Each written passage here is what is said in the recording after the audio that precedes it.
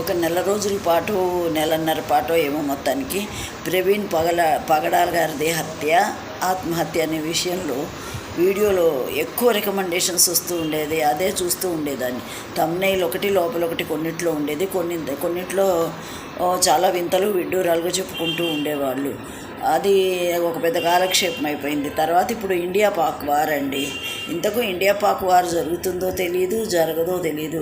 ఇదిగో ఇటు నుంచి మిజైల్స్ పోయాయంటారు, అటు నుంచి అదేదో క్షిపణులు పోయాయంటారు, అటు నుంచి ఏదో పాకిస్తాన్ వాళ్ళు మన బార్డర్లోకి వచ్చారంటారు, మన వాళ్ళు వాళ్ళని చావుగుట్టి చెవులు మూసారంటారు. అసలు ఏది నిజమో ఏది అబద్ధమో తెలియట్లేదండి. మన న్యూస్ పేపర్లు ఉన్నాయి కదా, యుద్ధ వార్తలు కూడా ఎక్కువ కవర్ చేయవండి. అదేంటో వాళ్ళకి నచ్చిన వార్తలు కవర్ చేస్తాయి, చిన్నవి కవర్ చేస్తారు కానీ మెయిన్ వార్తలు కవర్ చేయవండి. ఎందుకు అట్లా చేయవో నాకు అర్థం కాదు.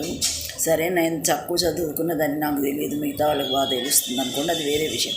ఇంతకు పాకిస్తాన్ ఇండియా వారు వస్తుందంటారా, రాదంటారా?